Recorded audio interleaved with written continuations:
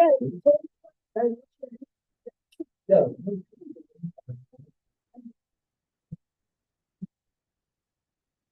That's not going to be your problem.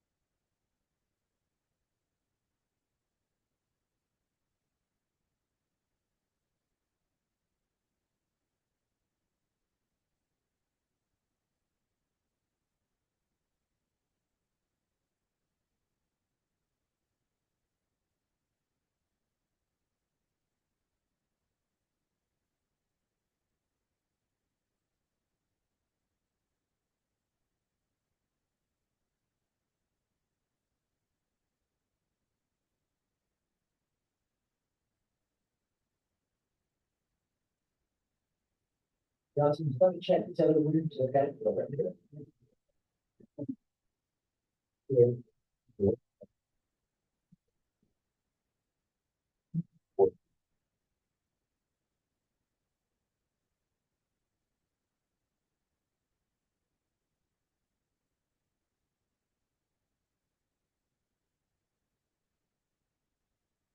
You're gonna use the whole thing.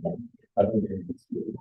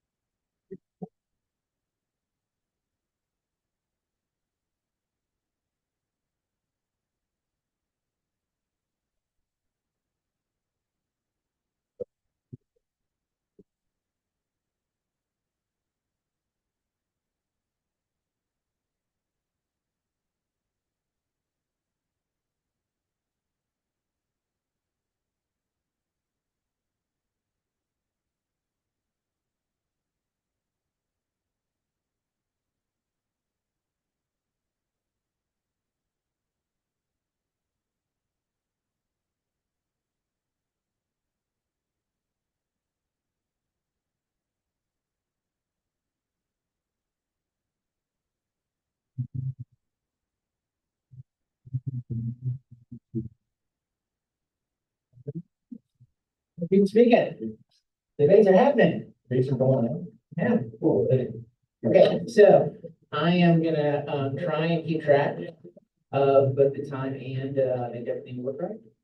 So when it's the first minute, after the first minute goes by, I'll do some kind of knock or something like that. And so we'll know that opens up the time for POI, and the last minute I'll do the same thing. Okay, my timer will make a sound when you're completely out of time. So, yeah, absolutely, of course. All right. Who's the first and foremost speaker? The Prime Minister. The Prime Minister. Yeah. Who's the leader of the opposition? First speaker for the name. John? No.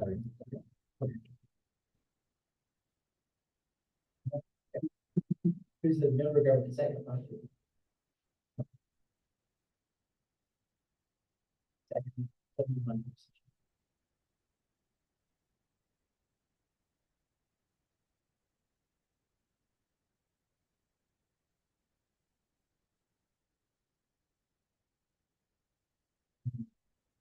Excellent.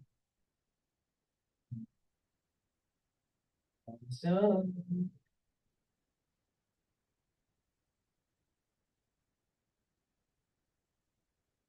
okay, my friends, I am ready.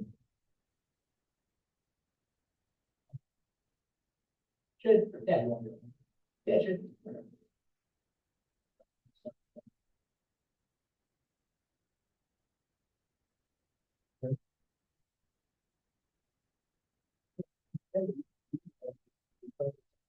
on down the social media relationships, relationships, misinformation, the invasion of privacy that occurs, and the destructive capabilities of algorithms. So before I get into that, I want to define a few words. First, social media. An advisory prepared by the U.S. Surgeon General defines social media as internet-based channels that allow users to opportunistically interact with selectively some person either in real time or asynchronously with both broad and narrow audience to provide value from user-generated content and perception for interaction players. And second, parasocial relationships. According to Psychology Today, the term parasocial relationship refers to a one-sided psychological connection that a person develops with a figure, such as a celebrity or a television star. Third, misinformation. According to Merriam-Webster's dictionary, misinformation is simply defined as incorrect or misleading information. And then last, we have invasion of privacy and algorithms. So Forbes defines invasion of privacy as when someone infringes on your constitutional right to privacy through intrusive or unprotected actions. Invasion of privacy can lead to the development of algorithms, which institute for internet age and society. Everything is a sort of which content the user sees first. Basically, algorithms filter content to show visuals based on what people actually do. So it should be a perfect context of this debate. The audience should have the viewpoint of social media, far and away from it's because of this social media usage. A third contention involves the creation of parasocial relationships. Psychology Today says parasocial relationships cause teens to be more depressed and motivated.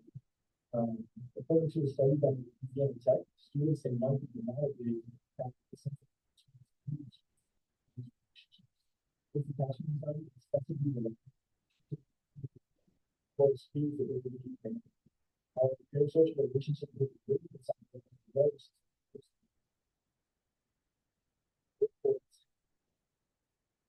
Parasocial relationships are consistent and predictable in the way society evolves with conditions. These relationships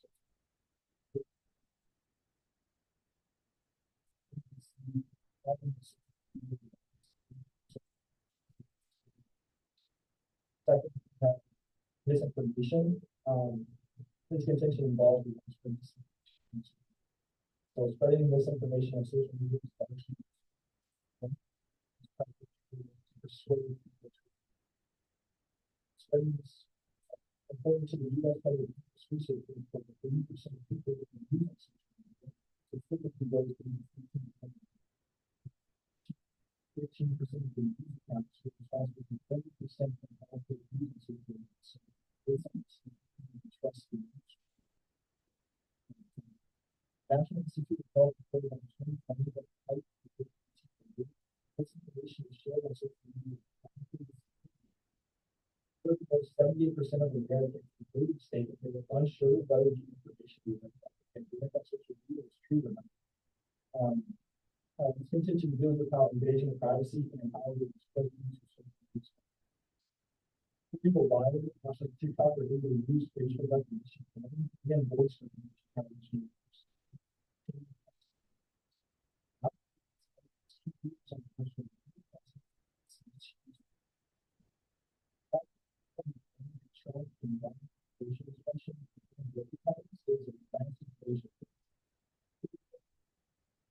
GCF role, how we can really try to create something called intention.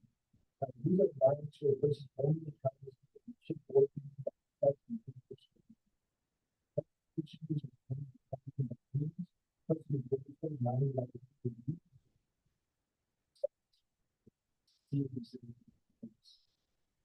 based on this argument, these harmful effects of social media help use the possible benefits of we kind of think of social media as a garden with a weed in one corner, but this weed continues to go unchecked. It does not matter how great and beautiful the garden is, the people achieve it everything. The same goes for social media and the harm it does. If left unchecked, the good it can do will be nullified by the bad it does.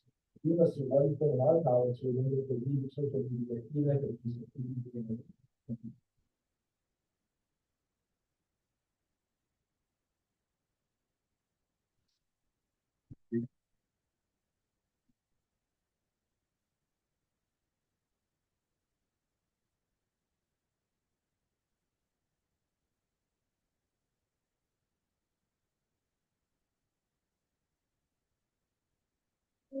And I would like to begin by reading my judge and my opponent. I have an immense amount of gratitude to everyone for being here today and for dedicating their time to join me. Today, we'll be repeating the claim that, on balance, social media does more harm than good. Let's begin by asking, what is social media? Our opponents used a definition by the U.S. Attorney General, but ours is stronger as it comes from the Oxford Dictionary. So allow me to define social media as websites and applications that enable users to create and share content or to participate in social networking. Again, taken from the Oxford Dictionary. The rise of social media has significantly affected our society for the better. Due to social media, users have been able to gain access to information worldwide. In addition to this, users are given opportunities to form meaningful connections as well as maintain them, regardless of the locational restraints. We will also dive into social media from an economic point of view. Social media companies are bringing in a lot of money to the world. Social media is also providing an abundance of jobs, such as social media managers for companies, as well as showing people available jobs through platforms such as LinkedIn and Indeed. Point of information. Does social media provide any other jobs because just besides social media managers? Because that doesn't sound like a ton of jobs. Yes, in addition to social media managers, there is also people who facilitate just a lot of general jobs, social media managers, and then people below social media managers, assistants. One, two, so yes, these platforms such as LinkedIn and Indeed provide a way to connect with companies that are looking to hire. Social media may also provide an outlet for furthering education. Through social media, teachers are able to connect with parents of students by sharing pictures and videos. In addition, students may learn study hacks through platforms such as TikTok. An article by Education World found that TikTok videos can be helpful in the classroom as students can reference course content at their convenience. Students can focus their attention on instruction rather than get distracted by reading the textbook or jotting down notes in class. Our framework, uh, Our framework is utilitarianism, and this concept is the ethical theory of always doing the action that will result in the maximum benefit for the greatest number of people. This framework is efficient because it treats all individuals equally and aims to make decisions that benefit the majority. Now, to go back to the topic of connectivity, I would like to include my own personal experience with social media. Personally, I have grown up as a military child, constantly moving around. I have never lived closer than a 15-hour drive to my extended family, such as grandparents, aunts, uncles, and cousins. Due to this, I have missed out on many monumental family events, including weddings, graduations, anniversary parties, and the list just goes on. Although I couldn't physically be there, social media provided me with that sense of being there. I was able to see my family members, post pictures, videos, and even live stream some of these significant events. So without social media, I would have completely missed out on every single one of these significant events. With moving around so much, I have also been able to make friends all across the world, including other countries as I lived in Japan. So although I was eventually forced to move away from all of these friendships, social media granted me the opportunity to stay in touch with these friends. I'm able to stay up to date on the things going on in their lives, even if I'm not constantly texting or calling them. I can see their posts of any achievements they've made or something simple and fun, such as going on a vacation. I'm able to leave a comment on their posts and have an interaction with them without physically being there to talk to them. To conclude, social media may have some negative effects, but those effects do not outweigh the positive effects. It is impossible to ignore that social media has provided us with a chance at connectivity, greater education, and economic benefits. These effects do provide the world with the maximum benefit for the greatest number of people.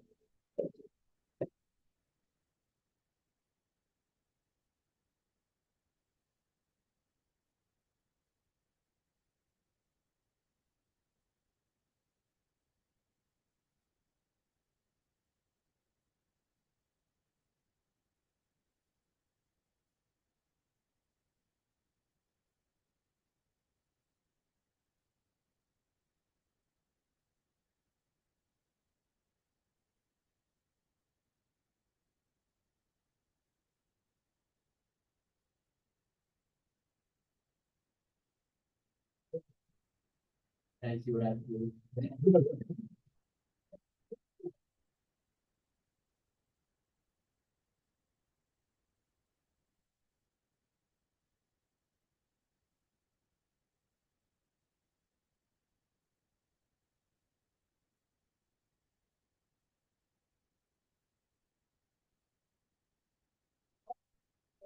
You talked about social media benefits when it comes the economy of the world. This is a hasty generalization, and this is not always true with most companies. Most companies, especially companies that aren't just social media companies, have actually had levels of lack of productivity amongst their employers or in their employees because their employees are spending more time not using social media to benefit the companies, but are actually using it as a not for leisure activities. According to the University of Westminster, the a 1% increase in social media users can lead to almost 6% decrease in the GDP growth of the economy. And this is because social media actually increases dopamine levels, which actually reduces labor productivity, which can eventually harm the economy of not just the US, but also the world. Dopamine, in terms of how dopamine actually affects productivity of human beings, we can see from the article from the Into Action Recovery. Social media, when we engage in activities that release dopamine, such as checking social media and playing video games, we can become addicted to these dopamine pleasures. This addiction can lead to a decrease in productivity as we become more focused on seeking pleasurable experiences rather than completing the important tasks that can help benefit businesses and our economy. As well as small businesses. You may say that, oh, social media also helps small businesses by giving jobs to social media marketers and all of that. But we see that this actually is not true because a lot of those social media influencers and social media marketers, actually, we see that the results of their clients and their client list actually reduces because they're actually chasing likes and views rather than looking for a tangible list of clients. According to f-stoppers, photographers, for example, notice that when their likes and views increase, they actually lose a lot more clients because they're not actually holding those clients because they're actually chasing likes and views, and the quality of their work is actually decreased. And then in terms of the learning environment, according to the I won't answer, but according to the NIH, since students tend to spend more time on social media, they spend more time focusing on things that are not educational. And this tends to actually cause a huge disruption in learning environments for teachers, for principals, and it actually causes more harm in the learning environment than good. And I'll answer your question. Oh, okay. Well, we were talking about how photographers might be engaging in less quality business because they're getting more people to go through their page. So how is that actually amazing for those business owners that are now need to do less work to get more pay and more? They can't. Well, the way photography works, you have to have clients to be able to get paid. So the client has to pay you an invoice to be able to get paid as a photographer. So you don't get paid by getting engagement on Instagram because Instagram engagement is like $15 per month. And that's dependent on the amount of views and likes that you have, which could be 10K, 1K. And not all photographers get 1K plus likes. And so this actually harms businesses, especially local businesses, because they cannot get that amount of reach.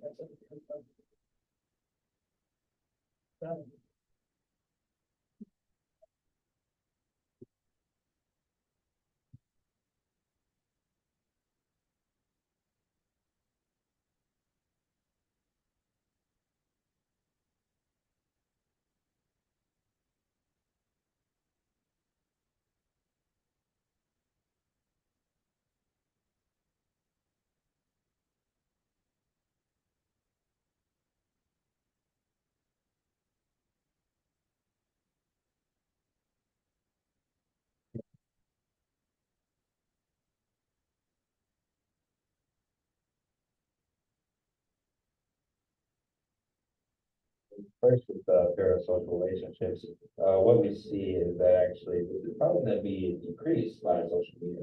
When it comes to parasocial relationships, it's not unique. Of course, we know that when we have things like going to K-pop concerts, when we have things like looking at people on TV, that's going to be a place where you can get parasocial relationships as well. But you're not going to have that added level of being able to go on social media and see that, oh, that person actually has a life, that person actually has a partner, the person actually has many places that they're going that I can't be at. This is going to be something detrimental to those people that would be engaged in parasocial relationships, and that's why this is not needed attention. Next, let's go to news sources, getting out misinformation. We, of course, know that when it comes to places on social media where you can have fact checking, where you can have those abilities to go to different sources and engage in that opposite sort of information, that's actually beneficial. When we go on social media, we're having not only those things that could be misinformation, no doubt, but also those things that are, of course, useful. And then you can go offline, you can go to different sources such as the library or online in non-social media areas, and then fact check for yourself. That's not long attention. Let's go to checking apps in terms of algorithms. Yeah, algorithms, I mean, this is just a legal question. They're signed off in the end user license agreement. This is something that you agree to when you go on social media, and something that social media doesn't necessarily have to have. We know that in the past, social media hasn't been doing things in terms of algorithms when it comes to searching for data, and if they're doing it now, it's of course entirely legal. They've made for that end user license agreement to conclude that that's going to happen. And of course, that does not occur in social media. It's not necessary for social media to have that. So it's a case by case basis. Yes, the Prime Minister asked about the social media jobs, and I'm very glad you brought this question. Allow me to be the Minister of Finance for a second and show you that we have, of course, from CNN, social media specialists, content managers, public relations managers, digital marketing managers, and of course, all the things that go on when it comes to actually posting those social media industry and businesses. We have software engineers, graphic designers, user interface managers, and everyone else working at social media companies. I mean, even janitors that are working in Facebook headquarters and other things like that, that's brought about by social media and those companies. Let's talk about from, of course, statistics 2023, Meta platforms had a total revenue of 134 billion US dollars. LinkedIn reported its highest annual revenue to date, generating $15 billion, and Snapchat 4.6 billion. This is not only a strong economic point in terms of money, but also brings about jobs. Thank you. Yes. Why?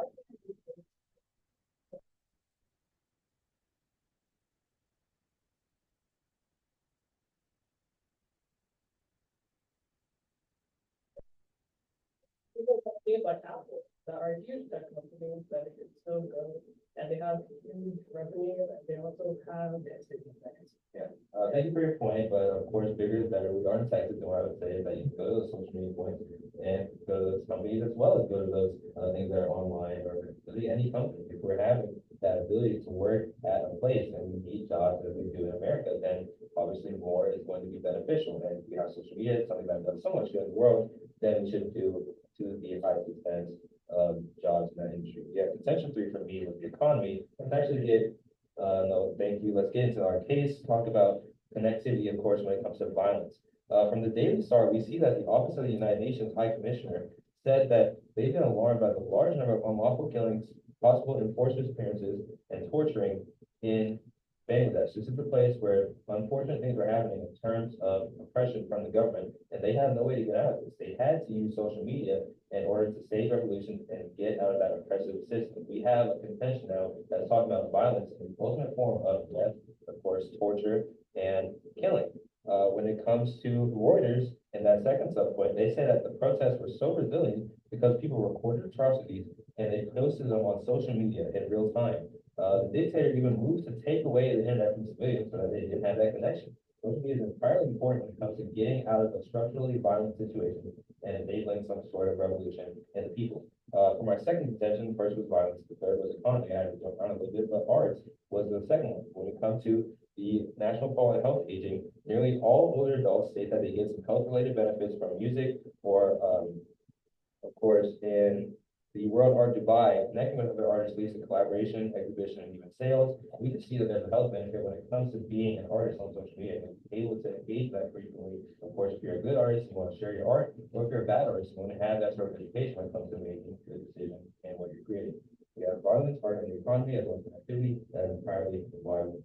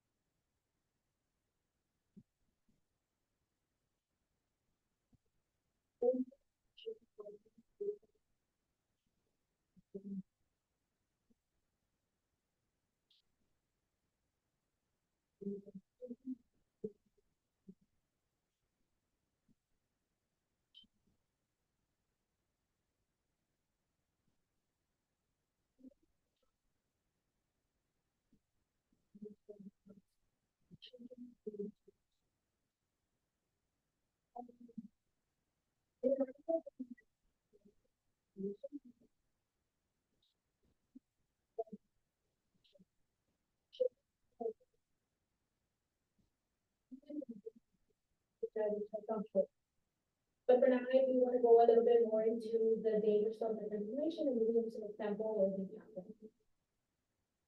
Just to give us a quick recap, misinformation according to the Merriam-Webster's dictionary is helping to kind of. What information? Thank you. Incorrect or sorry. It's simply defined as incorrect or misleading information. It is one of the most dangerous aspects of social media. As a social media user, you are most likely to come across a misinformed video with 500,000 views rather than a well-informed video with less than 1,000 views. Making a user feel like the most popular video is the one spreading accurate information, and this is where the danger starts. You will recall that we had the elections maybe around two months ago.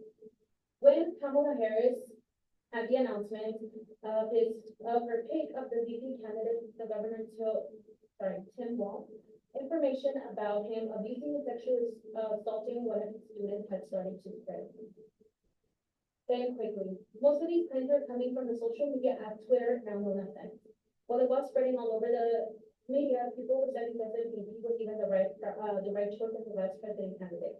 However, later, the Office of the Director of the Intelligence Agency sent out word that the department had found Russian disinformation groups were behind the recently shared story. They labeled that as manufactured and amplified inauthentic content claiming illegal activity during Walz's teaching career. This isn't the only instance, and he's not the only candidate that was affected, because it can happen to anybody. But it does show us how this can not only hurt, can only hurt the image of one person, but can also create a divide between the people. And now I would like to touch back on the issue of children on social media, because it is very dangerous. The content children and minors may come across can be or can be subjected when being on social media. While we do talk about apps such as TikTok, Instagram, Facebook, we do forget that YouTube is also a social media sharing website. It is no secret that kids are unfortunately obsessed with their devices. So parents often use the app YouTube Kids, which is a kid's version of YouTube. Kid-friendly videos are supposed to be found here, but that's not the case. I actually came across a New York Times article where Stassi Burns, a mother of a 3-year-old child, had come across a scary video. In this video, characters from the kids show Paw Patrol were hypnotized by a monster or a demon being walked off the roof, causing them to die of suicide. As crazy as the village was, yes. You're talking about something on YouTube. This is the different app than YouTube Kids, which is what the kids should be on. We have restrictions on many apps that comes to control, so it's entirely important. Yes, but this is an instance where mothers want to talk about how videos like these are still being posted even when YouTube says that they claim that they have filter to filter out these videos. Sorry. Again, touching back on the video that we came across, this is not the only instance, because in this article it contains more than 10 instances where mothers were coming across new content on YouTube Kids. The dangers of social media go farther than the negative body image, the bullying. It doesn't just affect teenagers and adults. Apps like YouTube Kids, which is primarily used by children, have now been causing harm by exposing them to new content. Misinformation is one of the leading causes of social media harm, and not everything is done to the fact check, as many users are stuck inside their echo chambers. Thank you.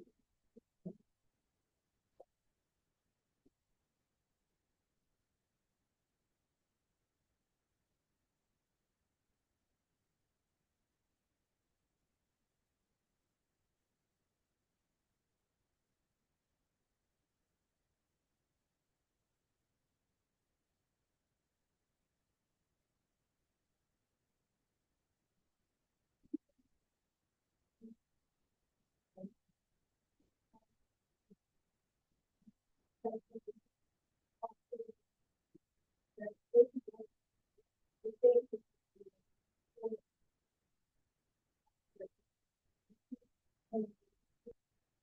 with that, they also allow people to have a source of inspiration and motivation as well. Now, I'm going to transition and talk about how social media is a way to help people stay connected, understand, and ready to have access to information. As previously mentioned in our argument, social media is a big way of helping people stay connected with people from all over the world. Social media allows individuals to become time and distance and strengthen in-person networks and interactions, which results in help people get jobs all around the world, countries, solutions, sunshine. But when it comes to the benefits and connections, social media is often associated with education. Social media is starting to be used in many different ways when it comes to educational purposes. The social media teachers are able to showcase their students' work and promote social programs, events like this one here, for example. This debate has been advertised on social media, and also another way, there's also another way for people to advertise different things. Like here in DC, a lot of people are finding out about clubs or organizations that they can join through social media. So it's just another way to help or show that social media can help promote school programs and events. This has, but social media also can be used to help teachers promote One minute. teachers. Social media can also be used to help teachers and connecting their students and their parents and students outside of the classroom. Along with that, teachers can also connect their students with other people that can help them, like other educators or students around the world, or things like that. They can also help them with assignments and curriculum. According to the American Public University, educational resources such as online courses, tutorials, making learning accessible to a global, often for free and regardless of your location or socioeconomic status, are all enhanced due to social media. Social media is also a really good information. As previously stated, social media can help people get connected with different types of resources. According to American Public University, social media builds cultural influence on fashion and food trends, family and adolescent health issues, worldview, most events, political, community action events as well. The further side earlier mentioned that misinformation is a harmful effect of social media. Jason Riddle from the William H. Fallon School of Law says that social media is used to share information.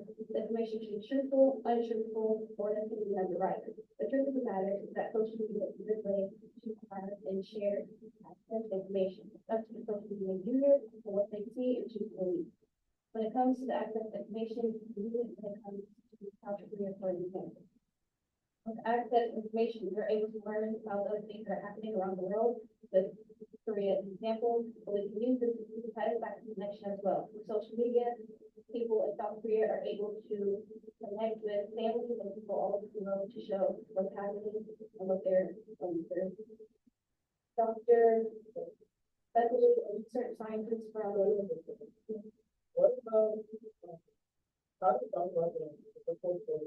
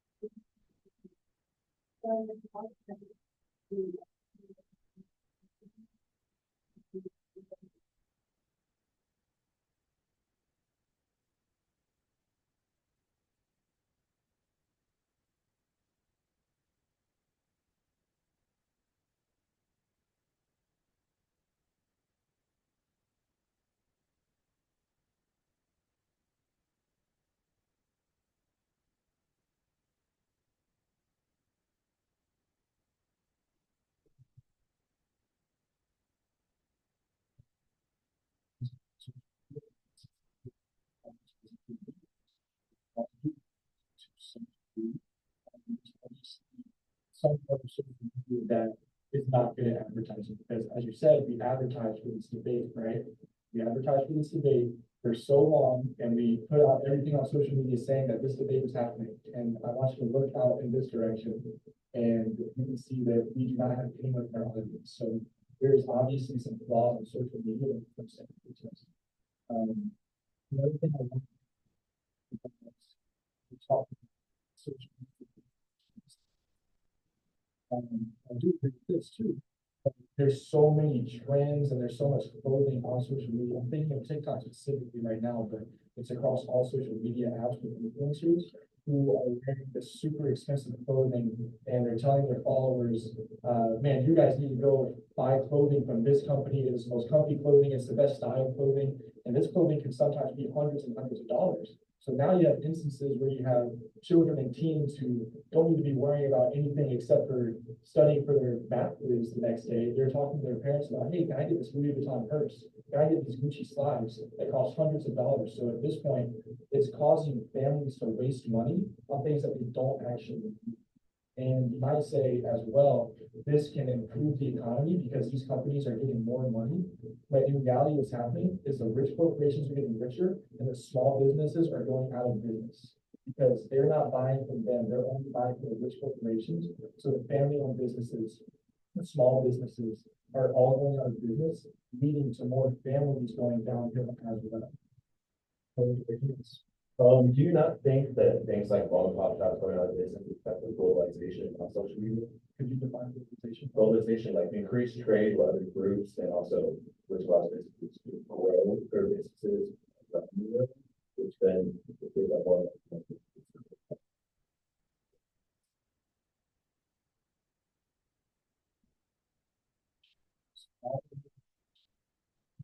Do you not think that mom and pop shops going out of business affect globalization and non-social? I think it could definitely be an effect of globalization. I'm not saying it's not necessarily, but I'm also saying that social media promoting these things is definitely something that plays into these mom and pop businesses, so to speak, going out of business. What information? That's right. So we do know you see that social media advertising can be up to 3 times more effective than traditional methods. So for those small businesses that don't have the ability to do things on a large scale, like some sort of escapade in real life, what they can do is go on social media, right? This is beneficial.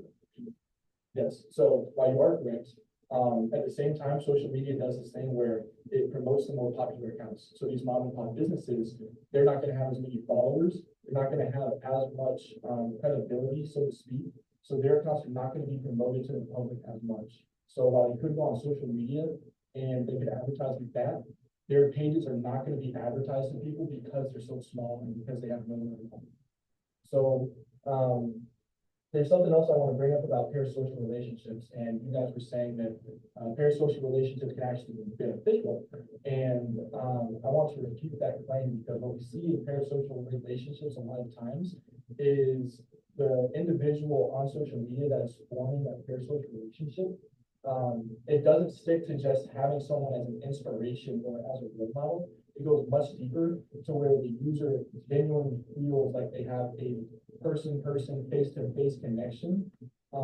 So one instance that comes to mind recently is one of the members of One Direction passed away. I forget which member it was, but after this member of One Direction passed away, fans were flocking all over the place, saying how they lost a loved one, they lost a friend, they lost a brother, and these were people that never met him in the first place. So they don't know what he was like outside of the social media standpoint.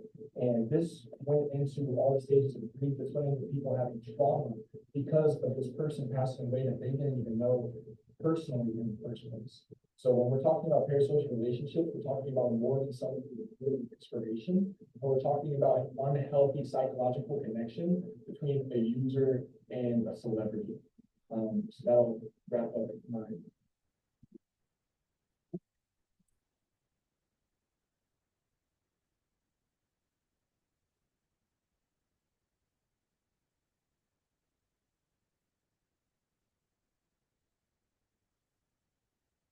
So much, and I just want to thank everyone for debating. Really great debate. Before I get to my conclusion, I just want to explain a little bit more about this. I see this advertising that feel like it's easy to post on social media, it's not easy to get. If I have 5 followers and I post something, I can't expect people to show up to my data believe that I'm posting on during pre-finals week. But so we have to analyze and really think about the ways companies, the prop shops are using advertising on social media because it's a tool.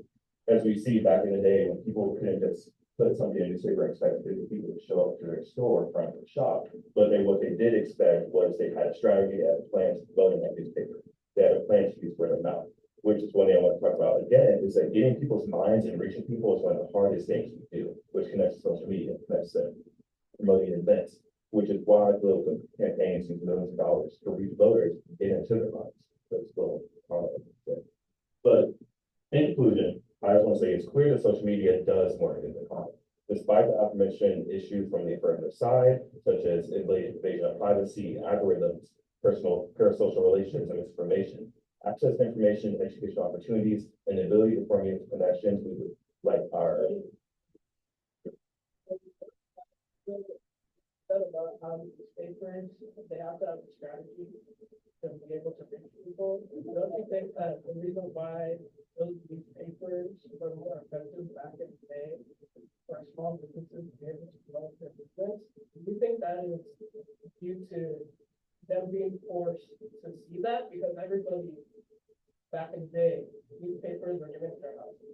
So no one was forced to do newspapers, but I would say I wasn't born in 1950, so I can't say this is a better view to figure out. So I can't speak on that. But what I can speak on that the benefits of social media far outweighs any perceived harm. The widespread access to information, opinions, and diverse perspectives that social media provides, like I mentioned, far outweighs it. And the wonderful relationships we form virtually can't be ignored. The leaps and bounds social media provides, cultures and information that's brought to the eyes of people who probably would have never seen it otherwise.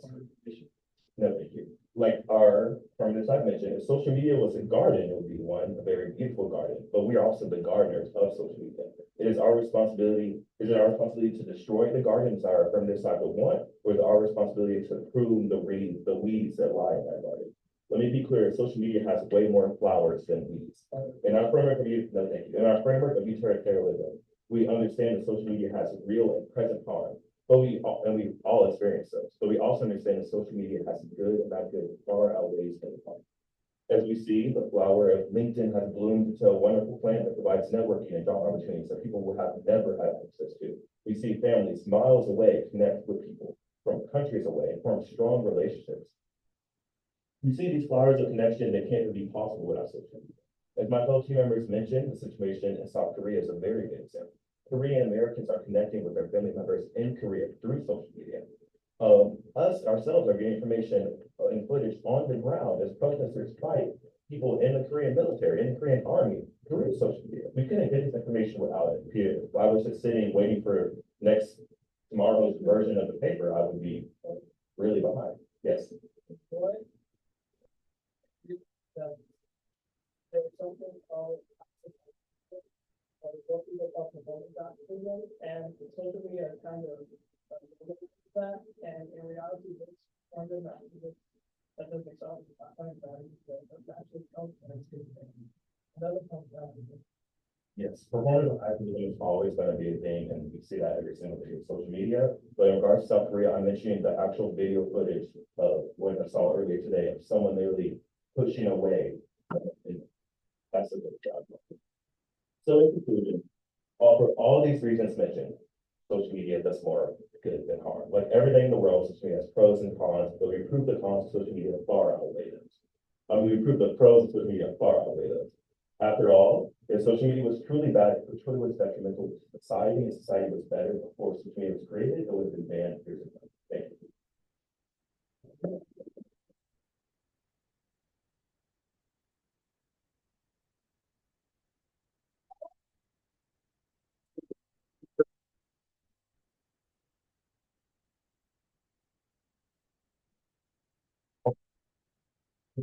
you.